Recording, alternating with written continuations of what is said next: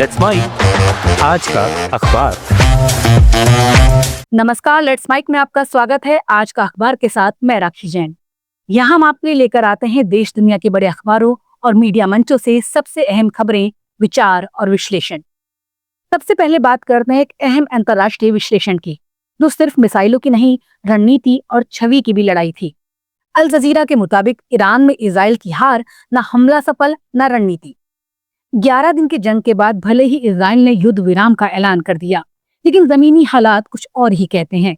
Israel ने Iran के परमाणु ठिकानों को निशाना बनाया, लेकिन वहां से संवेदनशील मटेरियल पहले से ही हटा लिया गया था। फौजी अधिकारियों की हत्या का प्रयास भी उल्टा पड़ा। जनता सरकार के साथ आ खड़ी हुई। सरकारी जेलों और मीडिया दफ्तरों पर बमबारी ने इजराइल के प्रति गुस्सा और बढ़ा दिया। अमेरिका ने सिर्फ कुछ बम गिरवाए और फिर वार्ता की बात करने लगा, यानी पूरा समर्थन नहीं मिला। दुनिया के बाकी देश भी इजराइल के साथ नहीं आए, उल्टा ईरान को कूटनीतिक सहानुभूति मिल गई। सबसे बड़ी बात, ईरानी मिसाइलों ने इजराइल के एयर डिफेंस सिस्टम को बार बार भेद दिया। इससे इजरायली अर्थव्यवस्था और जनता दोनों का मनोबल डगमगा गया। नतीजा साफ है, इजराइल की ये रणनीति सैन्य, कूटनीतिक और मनोवैज्ञानिक तीनों मोर्चों पर विफल रही और ईरान दुनिया की नजरों में हमलावर नहीं बल्कि एक पीड़ित राष्ट्र बनकर उभरा है। बात करते हैं ब्रिटेन से आई एक दिलचस्प रिपोर्ट की, जिसने वहां के समाज को बांट दिया है। मुद्दा है डॉक्टरों की तनख्वाह पर चल रही बहस। ब्रिटेन की जानी मानी लेखिका और द गार्जियन की कॉलमिस्ट पॉली टॉयनबी ने अपने लेख में देश के डॉक्टरों की हड़ताल और उस पर समाज की मिलीजुली प्रतिक्रिया को एक बड़े सामाजिक और आर्थिक संकट का आईना बताया है। लेख बताता है कि किस तरह ब्रिटेन की अर्थव्यवस्था में लंबे समय से तनख्वाहें ठहरी हुई हैं, जीवन यापन मुश्किल हुआ है, और ऐसे में जब डॉक्टर जैसे उच्च प्रशिक्षित प्रोफेशनल वेतन बढ़ोतरी की मांग करते हैं तो समाज खुद उलझन में पड़ जाता है, समर्थन भी करता है और चिढ़ भी जाता है। टॉयनबी कहती है, जूनियर डॉक्टरों को हाल ही में 2 साल में 22% वेतन वृद्धि मिली है, लेकिन अब वरिष्ठ डॉक्टर भी हड़ताल की ओर बढ़ रहे हैं। हालांकि जनता पहले डॉक्टरों के साथ थी, लेकिन अब एनएचएस में थोड़ा निवेश बढ़ने और हालात में मामूली सुधार के बाद समर्थन में कमी दिख रही है। इस पर लेख सवाल उठाता है कि जब एफटीएससी 100 कंपनियों के सीईओ अपने कर्मचारियों से 78 गुना अधिक कमा रहे हैं, तो क्या डॉक्टरों की मांग को लालच कहा जा सकता है? लेख इस और भी ध्यान खींचता है कि समाज में कौन कितना योग्य है और किसे कितना वेतन मिलना चाहिए। इन सवालों के जवाब आज और उलझे हुए हैं। लोग खुद नहीं जानते कि वो आमदनी की सीढ़ी पर कहाँ खड़े हैं, और इसी असमंजस में जो कोई भी वेतन वृद्धि मांगता है उसे बाकी लोग अपने संघर्ष के मुकाबले तोलने लगते हैं। ये लेख सिर्फ डॉक्टरों की तनख्वाह पर नहीं बल्कि उस सामाजिक असमानता और आर्थिक ठहराव की गवाही है जो आज ब्रिटेन जैसे देश में भी लोगों की सोच, नाराजगी और भरोसे को दिशा दे रही है। अब एक नजर डालते हैं भारत में भाषा नीति पर, जिसे लेकर द वायर में एक नई रिपोर्ट ने कई अहम सवाल खड़े किए हैं। केंद्र सरकार ने पिछले 10 साल में संस्कृत भाषा के प्रचार प्रसार पर 2,500 करोड़ रुपए से ज्यादा खर्च किए, जबकि बाकी 5 शास्त्रीय भाषाओं तमिल, तेलुगु, कन्नड़, मलयालम और उड़िया पर मिलाकर सिर्फ 147 करोड़ खर्च किए। ये जानकारी हिंदुस्तान टाइम्स को एक आरटीआई के जरिए और सरकारी दस्तावेजों से मिली। मतलब साफ है, संस्कृत पर बाकी सभी शास्त्रीय भाषाओं से 17 गुना ज्यादा खर्च किया गया। सालाना औसतन देखें तो संस्कृत पर 230 करोड़ जबकि बाकी 5 भाषाओं पर कुल मिलाकर केवल 13 करोड़ खर्च हुए। इन भाषाओं में सबसे ज्यादा रकम तमिल को मिली, लेकिन वो भी संस्कृत के मुकाबले बहुत कम, सिर्फ 5%। बाकी भाषाओं जैसे कन्नड़, तेलुगु, ओडिया और मलयालम को तो और भी कम पैसा मिला। रिपोर्ट ये भी बताती है कि संस्कृत पर किया गया खर्च हिंदी, उर्दू और सिंधी जैसी बड़ी भाषाओं पर हुए खर्च से भी ज्यादा है, जबकि संस्कृत बोलने वालों की संख्या देश में बहुत कम है।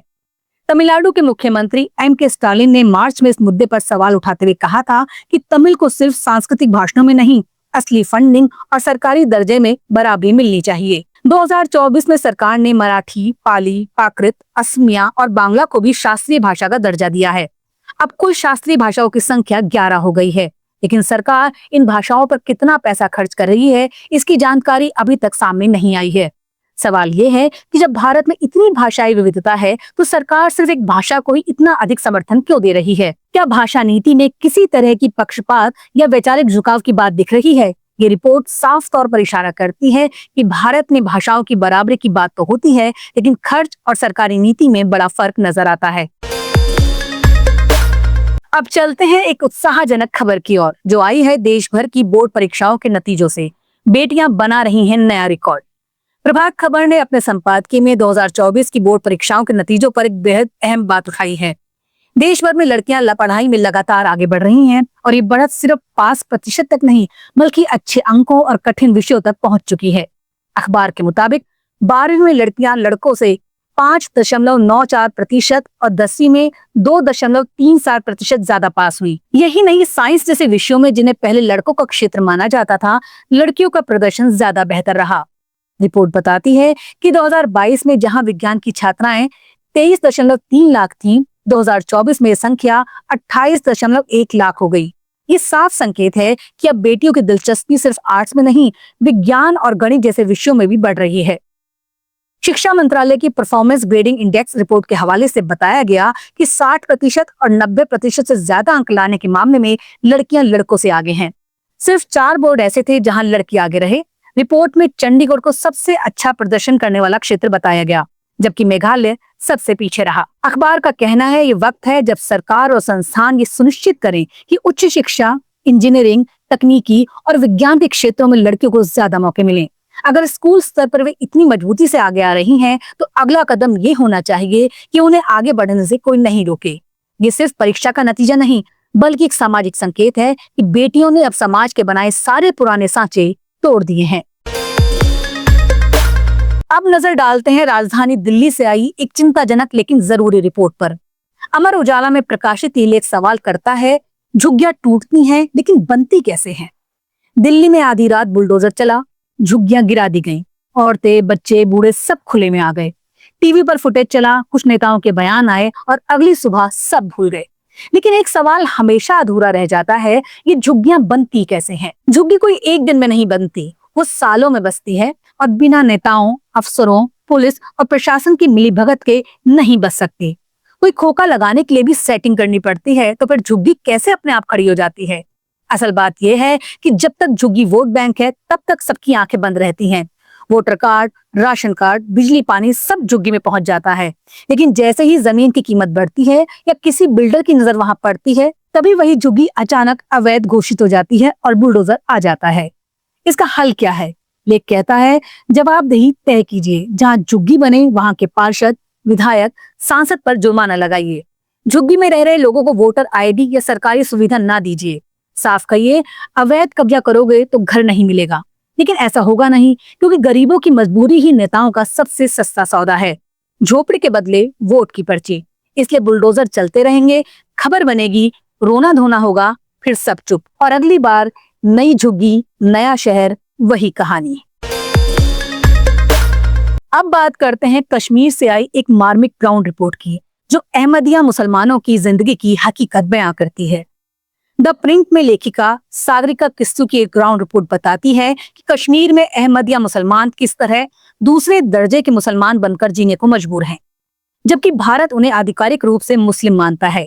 ये लेख धर्म, पहचान और सामाजिक बहिष्कार के उस कटु यथार्थ को सामने लाता है, जिसमें अहमदिया समुदाय खुद को अपने ही देश और मजहब के भीतर अजनबी महसूस करता है।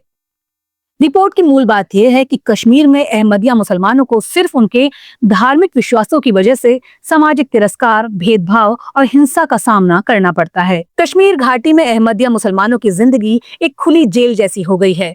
कानूनन मुसलमान माने जाते हैं, लेकिन समाज में काफिर और अछूत समझे जाते हैं। कई जगह उन्हें मस्जिदों, दुकानों और स्कूलों से निकाल दिया जाता है। बच्चों को तिरस्कृत किया जाता है और युवाओं को अपनी पहचान छिपाकर जीना पड़ता है। कभी पाकिस्तान के निर्माण में अहम भूमिका निभाने वाला समुदाय आज उसी पाकिस्तान में गैर मुसलमान घोषित है। भारत में भले ही उन्हें संवैधानिक मान्यता मिली हो, पर खासकर कश्मीर में उन्हें वो अपनापन नहीं मिल पाया। इस रिपोर्ट में 12 साल की नूर से लेकर 80 साल के मौलवी तक की गवाही है, जो बताती है कैसे समुदाय अपनी धार्मिक पहचान छिपाकर जीने को मजबूर है। कहीं पानी पी लेने पर टंकी जलाई जाती है, कहीं मस्जिद में घुसने पर डिटर्जेंट से फर्श धुलवाया जाता है। असल में समुदाय का सबसे बड़ा गुनाह यह है कि वह मिर्जा गुलाम अहमद को नबी मानते हैं, जो इस्लाम की मुख्य धारा को मंजूर नहीं। इसी वजह से कश्मीर में सूफी इस्लाम के ढीले ढाले माहौल की जगह ये कट्टरपंथ ने ले ली है। अहमदियों का बहिष्कार तेज हो गया है। इन सब के बीच ये समुदाय भारत के प्रति अपनी निष्ठा को बार बार दोहराता है। कहता है हमने कभी अलगाववाद का समर्थन नहीं किया, कभी हथियार नहीं उठाया, लेकिन फिर भी उन्हें अपने ही देश में अपनी पहचान छिपाकर जीना पड़ता है।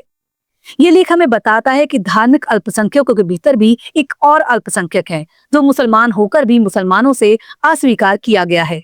अहमदिया मुसलमान कश्मीर में एक ऐसे जीवन की तलाश में हैं जहां उन्हें मुसलमान कहने का अधिकार भी बिना भय के मिल सके। इसी के साथ आज का अखबार यही समाप्त होता है। अगर आपको हमारी प्रस्तुति उपयोगी लगती है तो शेयर करें ताकि और लोग भी जान सकें कि दुनिया के बड़े अखबार क्या सोच रहे हैं। फिर मिलेंगे नई सुर्खियों और नए विचार के साथ। सुनते रहिए, देखते रहिए लेट्स माइक। नमस्कार। आप सुन रहे थे let's mic more than radio. Follow कीजिए हमें हमारे सोशल मीडिया प्लेटफॉर्म्स पर। आप सुन रहे थे let's mic more than radio. Follow कीजिए हमें हमारे सोशल मीडिया प्लेटफॉर्म्स